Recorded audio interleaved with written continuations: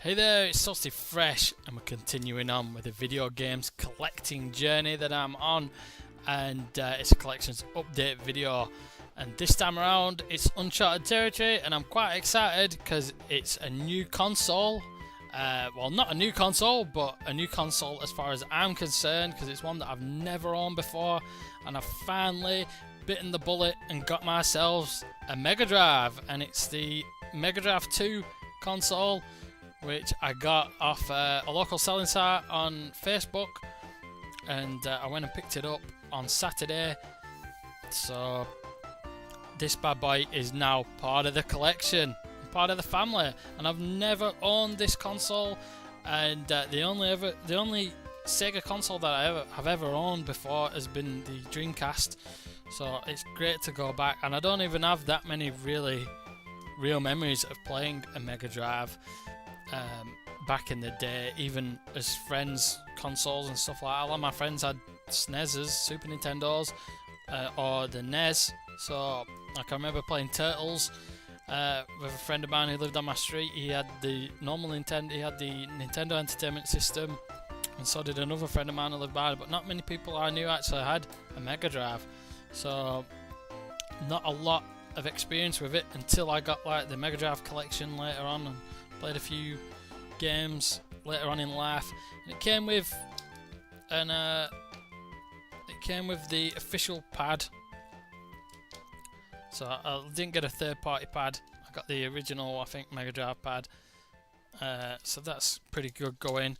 And also another thing that was kind of cool, I got the SCART hookup, or the AV hookup, instead of a normal old aerial, which is probably good for me because the last time I used a console on a new TV, a modern TV, for some reason I was searching and I couldn't get it working on a modern console with the old aerials. I forgot which that was, it was a SNES or something like that, and it wouldn't work for the life of me. Good job I got a SCART connection with it as well.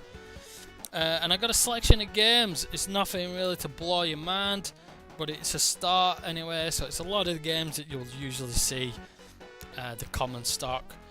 But I'll go over them anyway.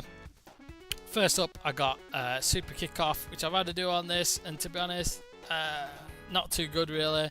I'm not too keen on it. It's kind of like the top-down, kind of sensible soccer thing, but the controls seem really a bit iffy. And I also got World Cup Italia, which is pretty much the same deal, same kind of top-down, same control system, which is a bit, doesn't play as well as Sensible Soccer. I remember from Sensible Soccer it was pretty easy. You had the passing and the shooting buttons and everything was clear. This, I don't know if it's because I've not used to the MegaDrive, so I don't really know the controls. A few of the games it took me a bit to get to grips with, the games I've tried. So I don't know if it's that or just the games aren't too good really. I also got this one I've not tried yet, and that's Tennis Tournament Grand Slam. I've not tried that one, so I couldn't really say much about it, in all fairness. I also got another tennis game, and it's the one with the hookups for the multiplayer, and that's Sampras Tennis 96, which there was only a couple of games I think that had this kind of hookup, so you could have 4 players instead of the usual 2, and one of the other ones was Micro Machines, I think. And there might have even been another one, I'm not too sure, and that was Codemasters. So I'm thinking that's going to be a pretty well made game, because Codemasters usually make pretty well made game and playable games, even if some of them aren't the top budget, which is like there's some for the PlayStation 2 like that. They're still really workable, and you can play them to a decent standard. I also got this one, and it's moving on to the kind of EA games, and that's Rugby World Cup 95. So another one, it's like EA Sports, they threw their kind of support behind the MegaDrive more really than the SNES. So a lot of their games got released just for the MegaDrive. So my girlfriend might play this because she's a rugby fan. Me, not too much, but I suppose it's a game in there. I also got NHL 95, which is the the hockey games are really fondly remembered by a fair group of retro gamers on Twitter. I know, say they have real fond memories of playing this game, and the others that got released for the Mega Drive. So I'm looking forward to playing that one, because I'm hoping it's going to be a little bit better than some of the other sports games that I've played. And another basketball game that cropped up was NBA Live 97. And in fact, not another basketball game. There is another one, but I ain't showing you yet. That's why I'm saying another. I got NBA Live 97, which I think is the more straight simulation. And I also got the great NBA Jam, which was a great little game. It was really strange as hell playing this, because it was one of the games that I booted up when I got the... In fact, I think it was the first game that I booted up. And because I had this for the SNES, so it was weird as hell playing it on the Mega Drive, and it took me a while to kind of get used to it. And I was scoring, but my defending's all to hell at the minute, so I ended up losing. I played a game, the Chicago Bulls, just like I used to back in the day, and I got beat, not by much, only by a couple of points, because I was scoring, I just couldn't defend. So once I get the hang, maybe the Mega Drive controls, I'll carry on. Having a blast on that one, but great fun. I didn't actually get any of the power-ups or anything like that, where you used to run and your feet lit up, and you set the net on fire. I didn't do any of that, but I'm a little bit rusty.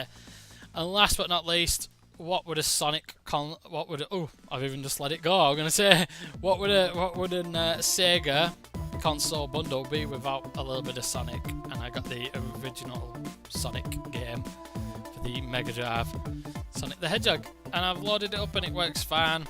It took a little bit. I had to like kind of clean off the connectors a bit, because all of the games were the same. At first I thought the console wasn't going to work, and also that big massive power brick that's attached to the plug, it wouldn't work if it was sideways. I had to tilt, because I had it plugged into an extension, so it was lying like horizontal.